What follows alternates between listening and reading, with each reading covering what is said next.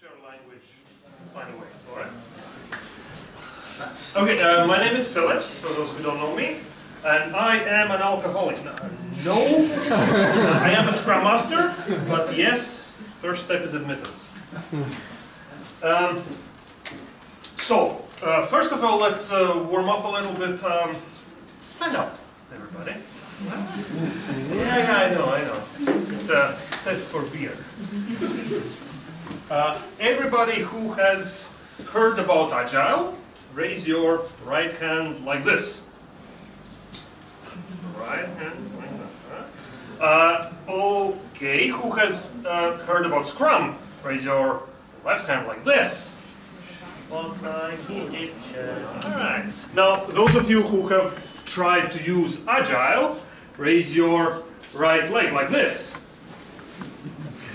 That's where a beer case is. Now, those of you who have tried Scrum, raise your left leg like this. Alright. Okay.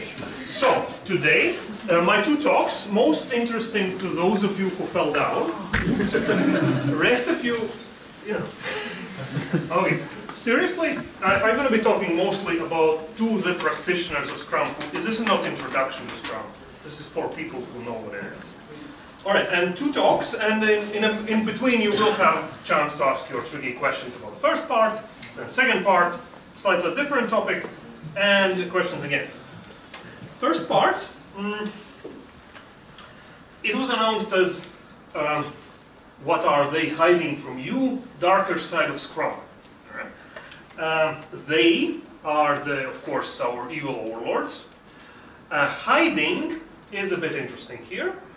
It's, I'm going to tell you 5 psychological tricks which are used to manipulate people, which are built into the framework of Scrum. So in that sense, if you're doing Scrum by the book, you are using them. But they are hidden in a sense that you don't know that you're using them. All right?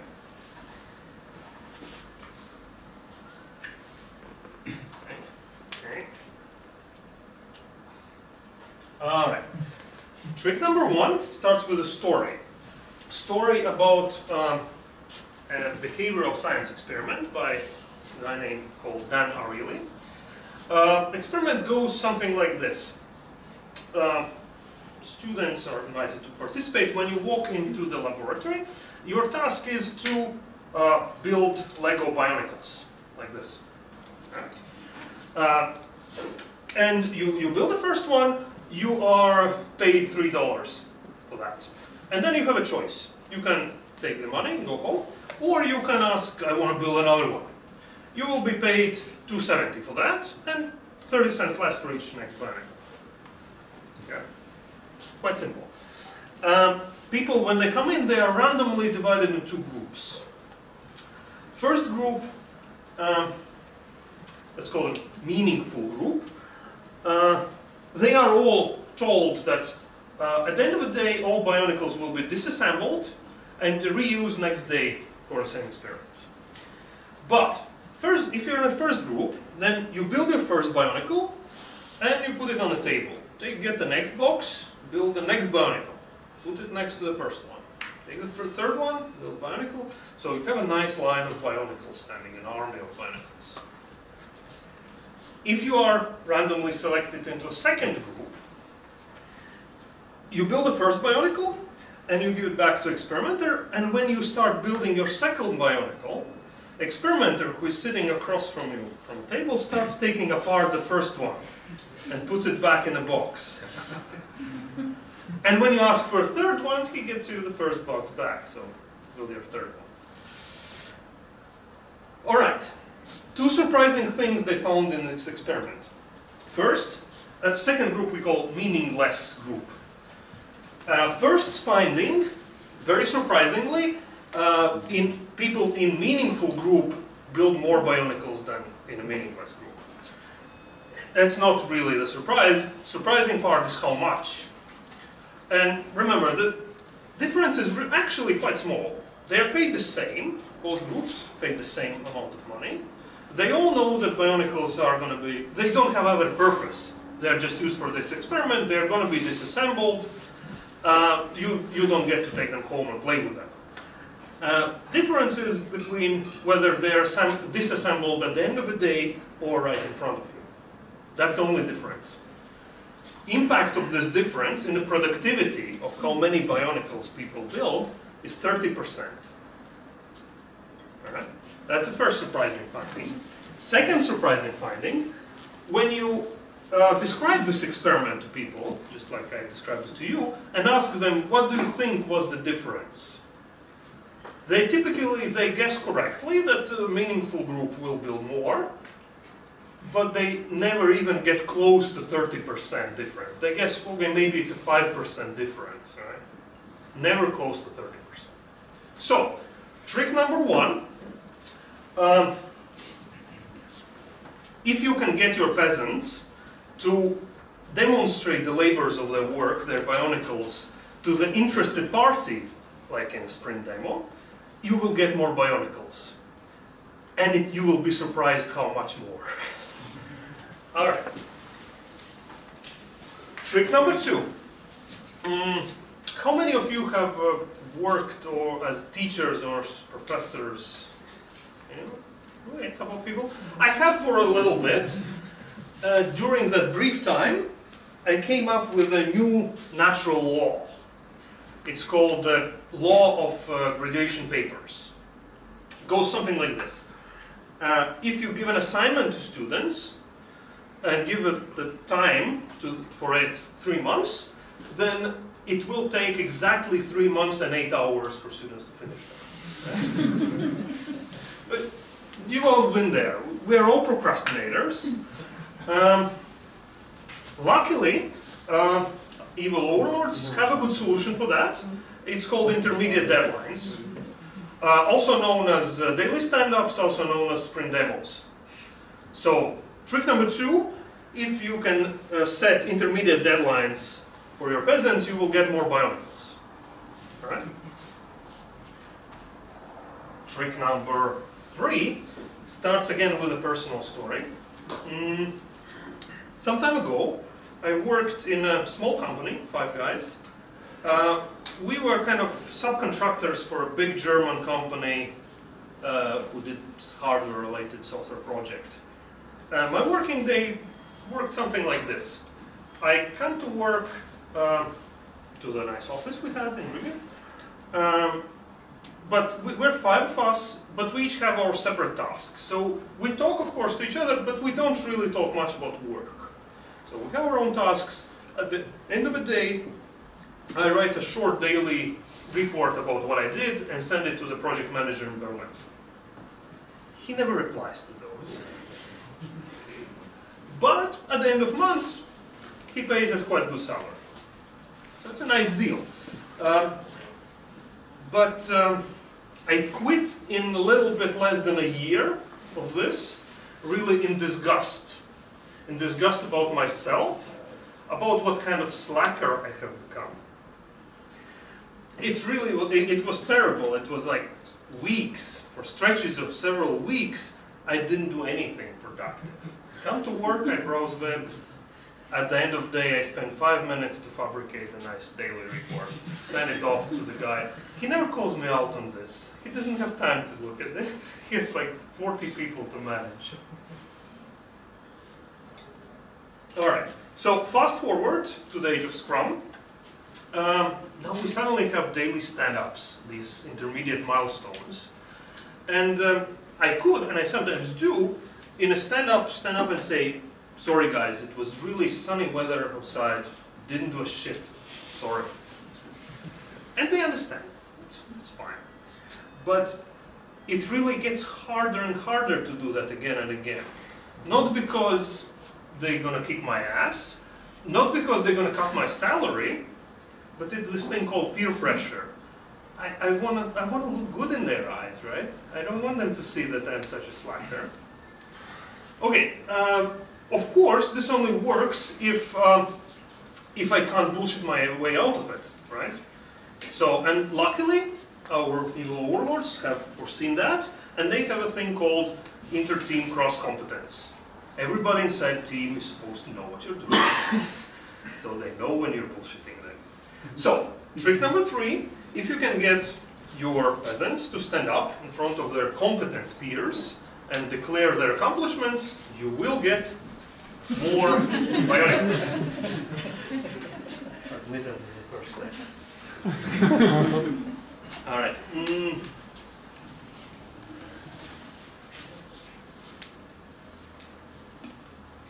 Do you know what are the 3 most difficult words to say in English? I don't know. Yes. I don't know is it's the most difficult words. I haven't done anything. Close second, yes, I screwed up. Very difficult to say. But about I don't know, really, if you try it, really the hardest thing. And we've been taught not to admit that. Like by your parents, kindergarten, school, high school, universities, work. Everybody, I don't know is not an acceptable answer to a question. Right? There are serious books right now, you can go to bookstore, buy, about how to behave in job interviews, who say, never say I don't know. That's not an okay answer. I worked in a teachers training college for a bit. There are future teachers who seriously believe and try to convince me that you should never ever admit in front of students that you don't know something. Never. And I mean, it's easy how that leads to problems. It goes something like this. Ted, which of these 2 libraries should I use? You're an expert, you tell me. First one. Okay, so this guy is now 50-50 chance stuck with suboptimal decision for years, and he doesn't even know that. Because this guy couldn't say, I don't know, Google it. Right? That's a problem. And the problem is deep. And a solution is not easy to this. It's really hard. It's a hard thing to do to make people admit their ignorance or any kind of weakness in front of other people. Overlords have a kind of solution for this, and that solution is trust. Turns out that it's much easier to admit that you don't know something, or any weakness like I screwed up, to somebody you trust. Because you trust they're not going to use it against you. So, trick number 4, if you get your peasants to trust each other, you will get more bionicles. And trick number 5. Young overlords very often ask that this is the central question. How do I motivate them to build most bionicles? What's the best way to motivate peasants? That is a trick question. You don't motivate people to build more bionicles. You let them be motivated. You empower them to build more bionicles. There is quite an extensive psychological research and theories about motivation. I'm not going to go much into detail if you want to look it up. It's X versus Y types of people and stuff like that. But you can boil it down to simple trick number 5. Nothing beats a person who loves building bionicles if you let them do it in a way that they think is best. Those are the best bionicles ever. There won't be many. There won't be many of them. And yes, now is the time for questions. So, many of whom? Those bionicles. There will be there will be a lot of bionicles. Those There will people be. who love building bionicles, they won't do many of them because they like the whole process. They like to taste the whole process. That doesn't mean they hurry somewhere. Okay, there is a third thing about the research I started this with about building bionicles. Third finding they did is they actually asked people how much before they went in. They asked them how much they like building Legos, and then they correlated how much they said they like building bionicles with how much they actually build them. Turns out, in a meaningless group, if you make their life miserable, there is no correlation between how much I like doing it and how many they actually build. In a meaningful group, there is a very strong correlation. People who love to do that build more bionicles. I don't know. Do they use drugs? Yes, of course. And you told me that there will be no questions. After. All right. So, any more questions about first part? Sure. About the motivating the peasants, right? Yes. The trying to achieve the people to make these robots the way they like.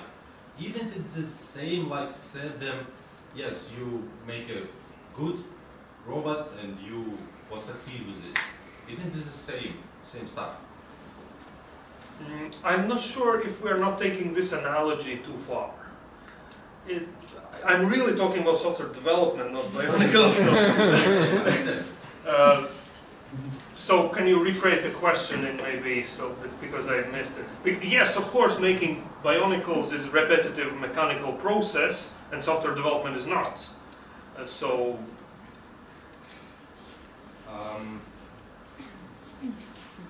All right.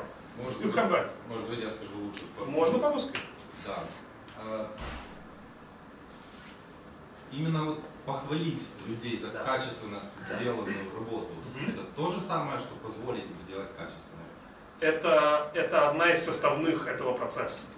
То есть, в принципе, она включает. Позволить людям делать свою работу, как они делают, это значит вот создать весь environment благоприятный для того, чтобы люди могли делать свою работу, включая того, что кто-то ее оценивает. One of the things, software is never ready. It's always building. That is true. And if you don't set the limits, yes, it will never be. The bionicle will never be finished. That is true. That is why you force yourself to not build. You don't say we are building an army of bionicles. We are building one by one. That's why we limit scope. Yeah, we limit scope. We say, forget about our global plans of global dominion. We're building one bionicle now. But even that one bionicle will never be perfect. But we're not building perfect bionicles. We're building bionicles. yes. So. And we're building with an aim to finish them. So I get paid when I finish bionicle. I get round of applause when I finish it, even if it's not quite perfect.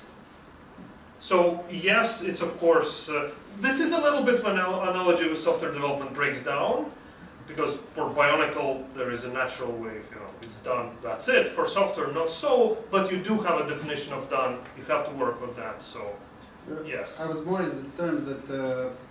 If the person loves doing it, he strives for perfection, and perfection is impossible. So by enabling him to try to reach this perfection, at some point he becomes counterproductive, because he's rebuilding, he's trying again and again and again. There is very good thing about that's how you fix it as an overlord. You have intermediate deadlines. By some magical mechanism, you have agreed that this bionicle will take me 1 day, and tomorrow you say it's not ready.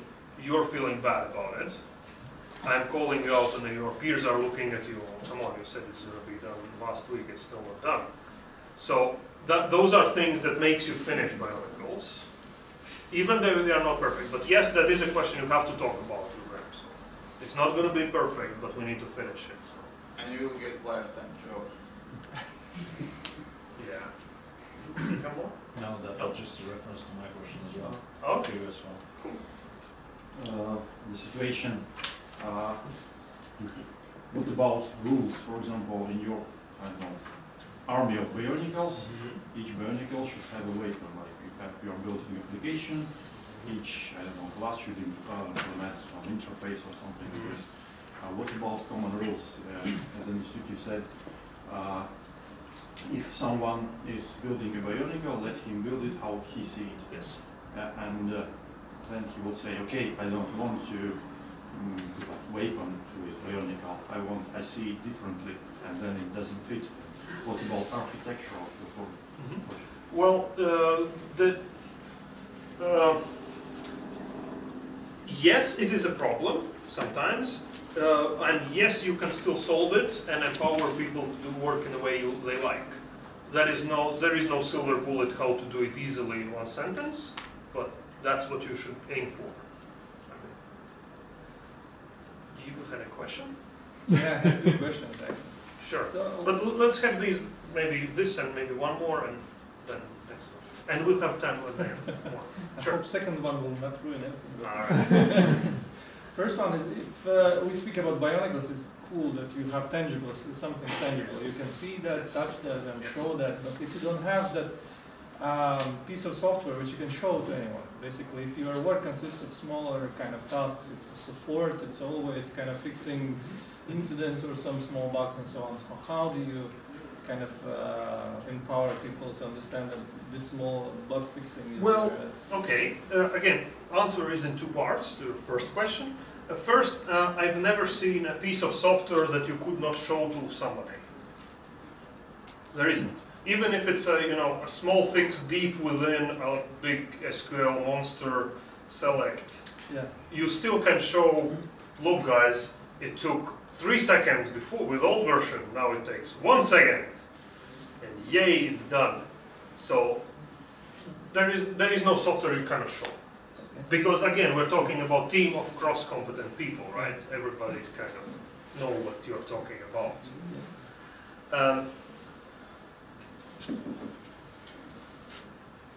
I forgot the second part.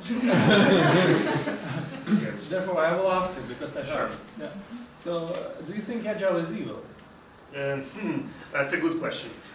No, I do not. I am one of those evil overlords, at least partially. So, I mean, in a sense, yes, it's not evil for me. No, seriously, if it's seriously, I think that's the best way to develop software. Yes. Fair enough. So, have one more, or should I go? All right. God. Okay. Second part. Original title for this one was Building Paradise. Yeah, with unicorns and rainbows. I realized that is a bit too tacky even for me, so I changed the title a little bit, sophisticated. But it's what it truly is it's bragging. It's me bragging about good things we've done, how nice things we built for us. So yeah, again, 5 things to brag about. First one, again, starts with a story. I am having the talk with one of the guys from our team. He has decided to leave us, and nothing really I can do to change his mind. So, only thing is left for me to figure out why. Why is he leaving us? So, turns out, rather simple. He wants to move on, he wants to do other things in life. He wants to try building mobile applications. For us, mobile application, it is somewhere on a backlog, but it is close to the bottom, so really we're not doing that. So we part, and it's a sad moment. Sometime after, I'm thinking about it, and I come to the conclusion that if I had known beforehand that I would have this choice of one of my top developers, either he's going to leave me, or I will let him work on a mobile app, which I don't necessarily need, but I could still influence a little bit. What is this app about? And he would be happy, and after half a year, maybe he comes back to do other things, or he builds a great app, or whatever. If you ask a question like this, it becomes actually rather easy, because good developers are very hard to come by. You do want this guy to stay. You do want to allow him up, even if you don't need it. So, takeaway number one, or good thing number one, is we made it our principle that we are never too busy to do the good, fun, and right things. Even if there are overlords who tell us, build more bionicles, there are important things that we have to do and we stick to them. And we do, like, examples are, we do hackathons where we build robots, really robots. We play with the prototype projects with technologies we're probably never going to use. We have complete freestyle sprints, you know, whatever, you do whatever you want. Just come back in 2 weeks, show us what you did. Because it's fun, and it's important, and it's healthy for people to do that. So, that's takeaway number one. Thing number two, starts with a personal story again. I have a girlfriend. We live together, love each other very much, but there is this really annoying thing. It goes something like this. Honey, could you please pick up the dirty socks from the couch? Honey, could you do it now, please? No, honey, don't put them on the sofa. Put them in a laundry basket, please. Like, come on, woman, you cannot tell me what to do and how to do at the same time, right? It's so annoying. So, takeaway for this, for us, we made it our principles, two principles out of this. First, our clients, stakeholders, business owners, whatever, they never get to tell us how to do our job. They get to tell us what are the business needs, and we then decide how to solve those needs. This is a lot of to do in standard Scrum, how to do it, but people quite often forget that. User stories, very good format for that. Write down what you need in the form of user story. I need this for that. Don't try to, make this bigger. So, second thing,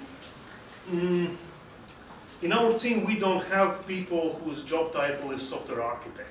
And we will have a discussion about this after, I know. And by that I mean people whose job it is to tell other people how to write code. There is no people whose job is that. So for us, if you are at the keyboard, you are the decision maker. Of course, if you are a junior developer, and we have a couple of those, you are encouraged to listen to the comments, and people will come and look at your code and will give you comments. But it is an open standing policy that your word is, if you are writing the code, your word is final. You can say no to all the smart guys, say no, this is the best way, because you will have responsibility for what you did, either good or bad. All right. So those are takeaways from this one.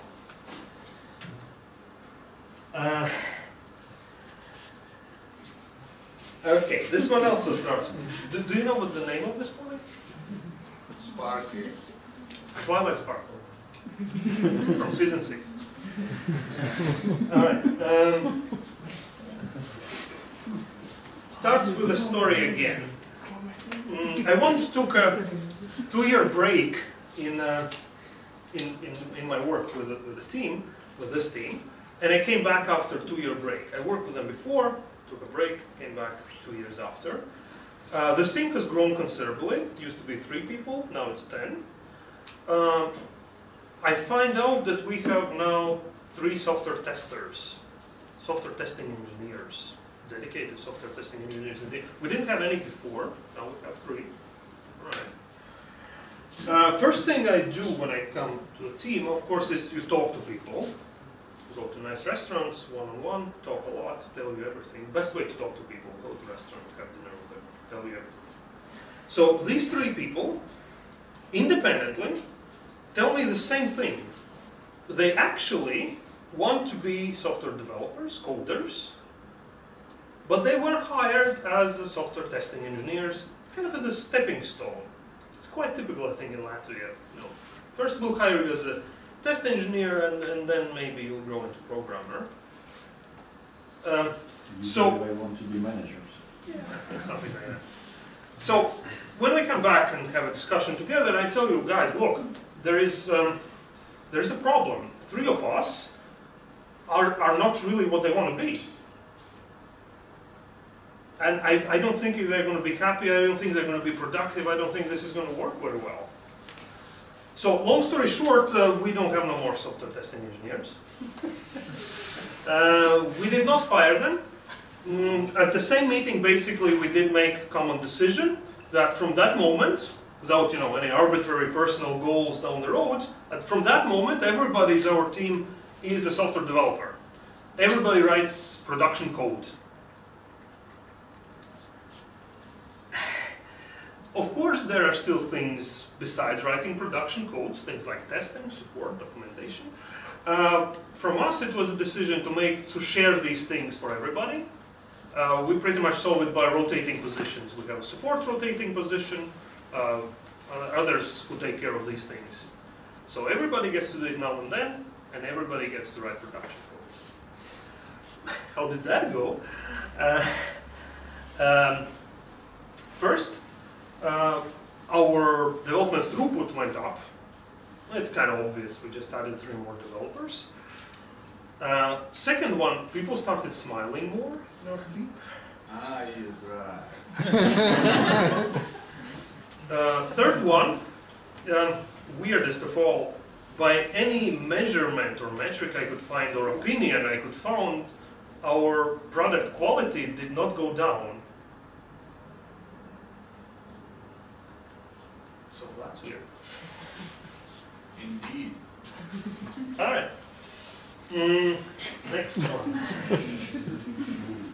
Starts with a story again. I have a friend called Carlos. He has recently started drinking coffee. He never did that before. Now he started drinking, why? What's up?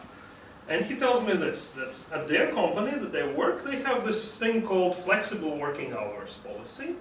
Basically, I don't know the exact numbers, goes something like this.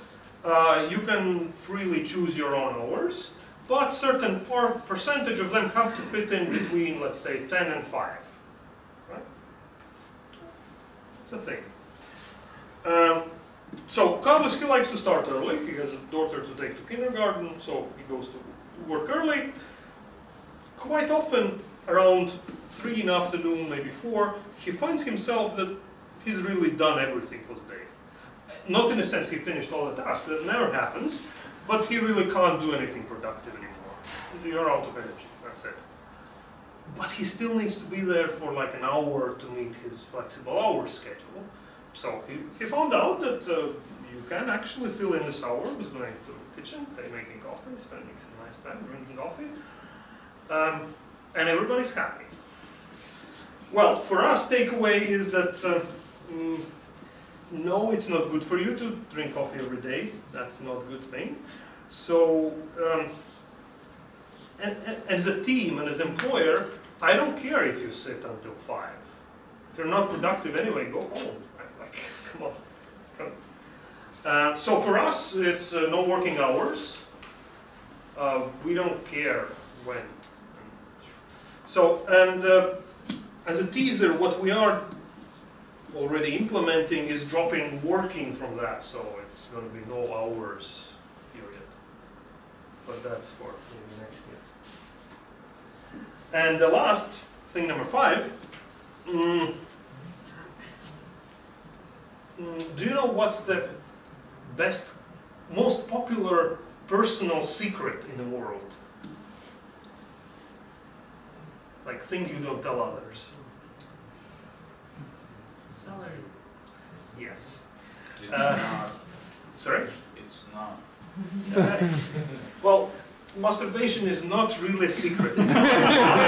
So, salary, I mean, if you think about it, that's something you maybe tell your wife, but typically nobody else. Well, if you in UK, then salary is not a secret. Okay. Alright. Yes. In Sweden you can see other person's Alright. salary, but you need to get him known about that. All right. So, Yes. Let's talk about here and now. yeah. In Latvia, personal story for me. I have a father who is also a software developer. We have very good relationship. We talk about all kind of stuff, including work related. I still don't know how much exactly he makes. It's like weird. These are really literally people closest to me after my girlfriend, and I don't know how much they make. Even makes really no sense. Why? Did you ask? If I would ask, he probably would tell me, but somehow it never comes up. You know? Well, in Latvia, Sometimes the top secret is do you have credit or not? That's not really a secret either, is it? Maybe you are the one who doesn't want to know. That you can- Yeah. All right. So takeaway from us for this, what we do. We do believe that. I mean, we kind of know why it is historically, but those are really not good reasons to do that.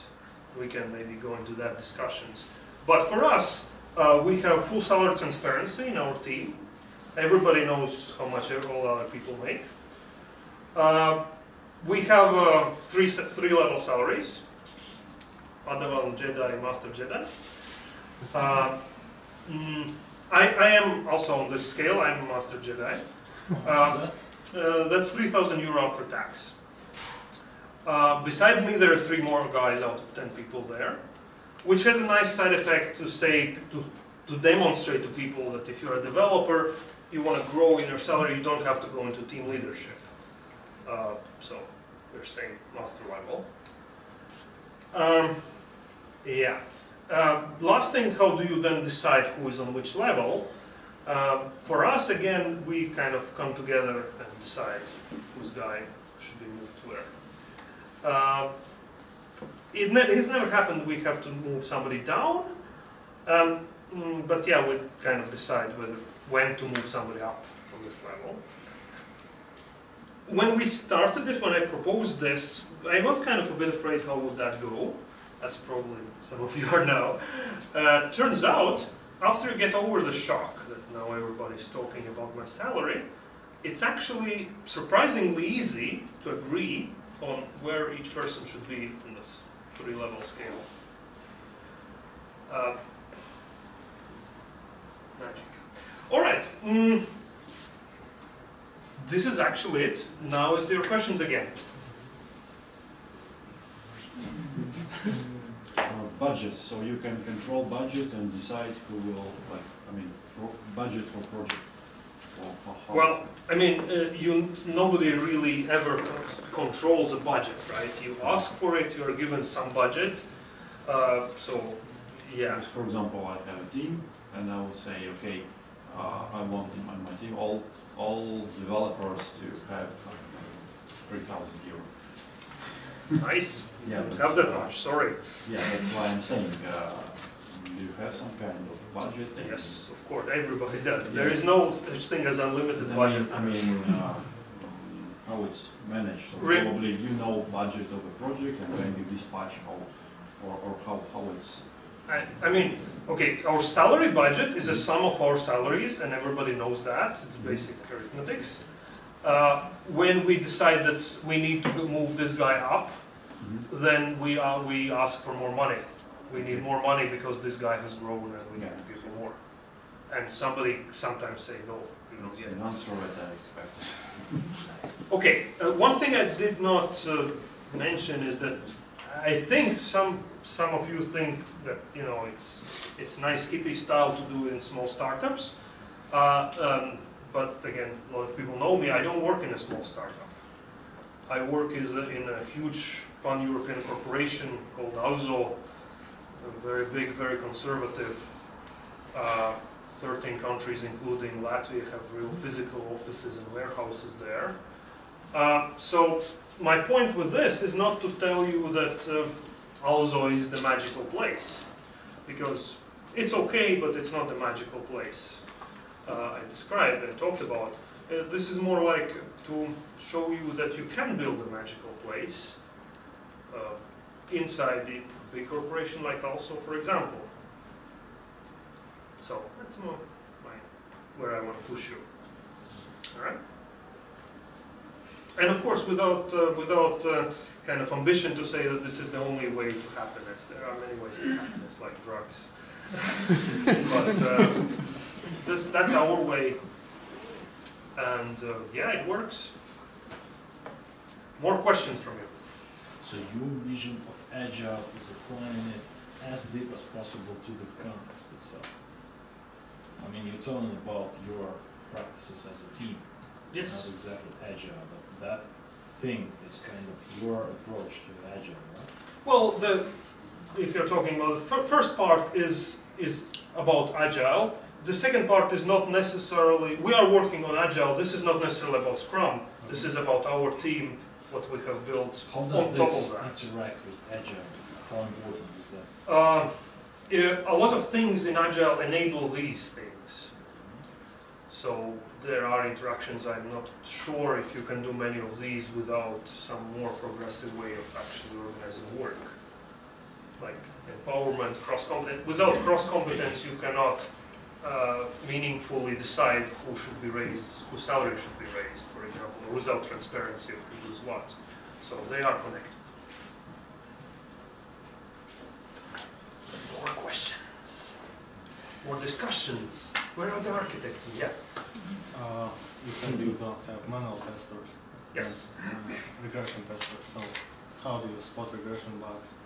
We make automated tests, and we have a rotating position for testing. And if you make software developers rotate them into that sometimes they have to do regression tests, they will very soon automate them. Because nobody really likes manual regression tests, and they have the skills to actually do that. So it's a win-win. As you said, developers are testers. Sorry? As you said, Yeah, developer. You got testers and then they become a developer. Yeah, everybody is a software developer, but yes, everybody gets to spend some time testing things. But it makes them automate as much as possible of the boring stuff. I started in software development, don't get me wrong, I don't hate them. But there is a lot of things done wrong, in my opinion, in software testing nowadays. And manual regression testing is one of them, honestly. I mean, doing same thing again and again. No. Old school stuff. No, really don't. Vintage testing.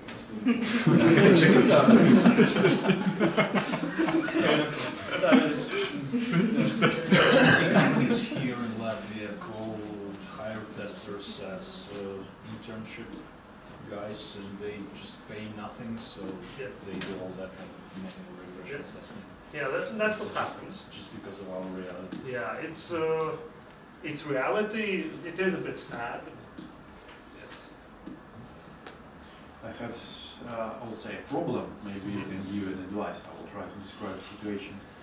So, for example, yeah, we have sprints, and actually a rule that anyone can take any issue from the sprint that he would like to deal with. Yeah, but again, somehow, even if we agree that we are interchangeable, people separate. Okay, one guy knows Oracle, PSQL very good, number one .NET, number one like ODI tool, Oracle tool, and so on. And actually, we are picking tasks that that they know how to do. Yes. But during the personal interviews and so they're saying, okay, I don't like, for example, ODI, I would like to be a .NET developer. But he's still picking ODI because whole team expects that he will take this task because they don't want to deal with this tool and so on. So how to I would say you should encourage and empower this person and find a way how you would deal with other tasks that he's not doing. Yeah, but when I realize that, for example, for this task it will take, for example, 10 hours to do this, but for our guy it will take 1 hour because he knows, and then that's how we're actually producing waste. Yeah, but then this guy he's going to spend only 1 hour to do that, but that's not what he wants to do. So if you force him to do that, he will quit you. Yeah, but And the rule then is you that will have, anyone can eat with everything he Sure. wants. Sure. Yeah, but it still doesn't work.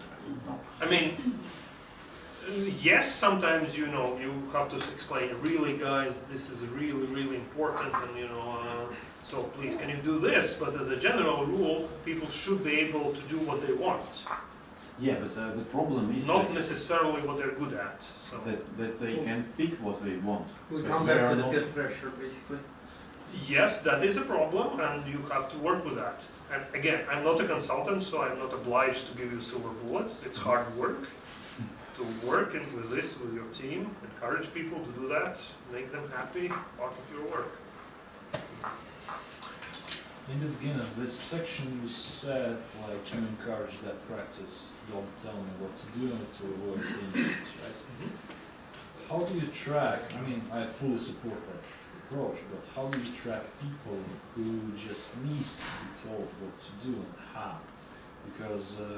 Because of their personality? Yes, maybe you should really think about How that. do you track that? No, I mean, if you have a healthy team with a good transparency level, like you actually, like people will see this. If there is a problem with somebody's, let's say, performance, people will see that, and you will hopefully get to talk about that. And you, as maybe a team leader, Scrum Master, maybe have to talk with this guy one-on-one and find out what's his problem. I mean, is he, maybe you're forcing him to do something he doesn't want to do. You don't want to be that guy.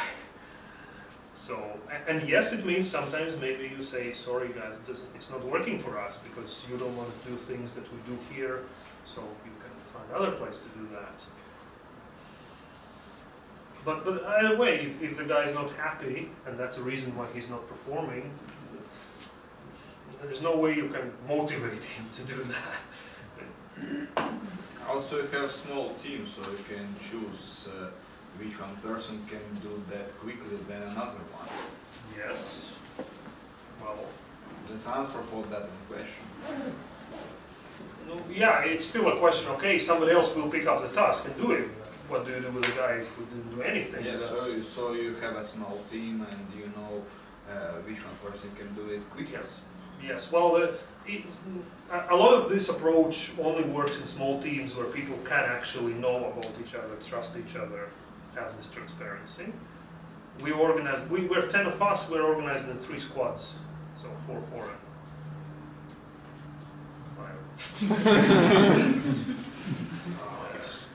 So, yeah, 4-3. All right. More questions? I know you have them. All right. If not, then thank you, and that's it.